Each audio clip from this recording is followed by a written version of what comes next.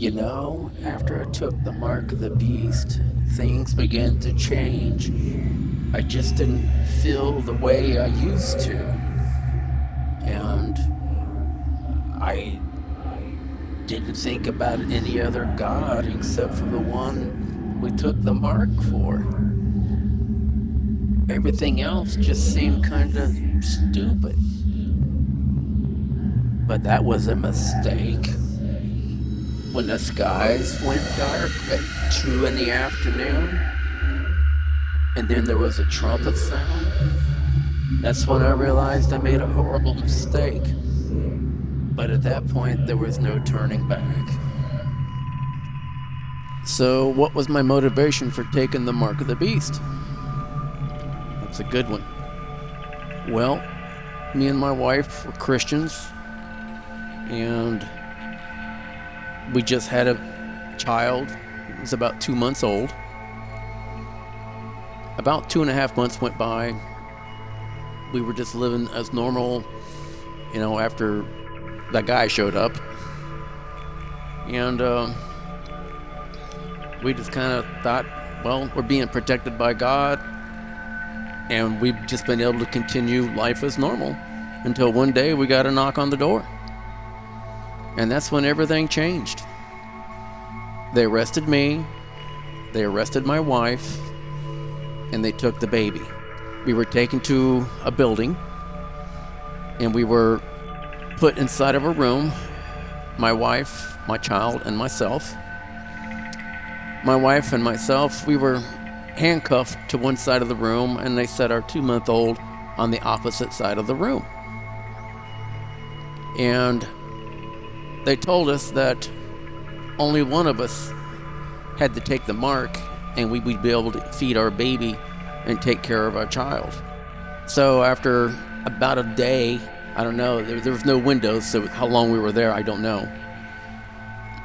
And while we were, delaying, anticipating, or whatever, they would play these videos of parents, Christian parents, that refused to take the mark of the beast, and their little baby died. The child was like screaming. They put the child actually in a manger to mock the birth of Jesus Christ. And we saw these videos. They played them over and over and over and over.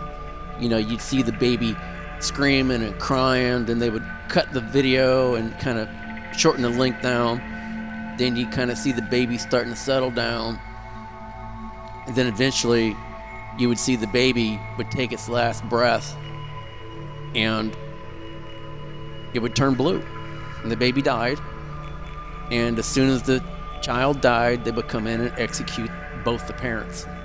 And after watching this over and over and over, I saw my baby was starting to settle down, and I knew what was next.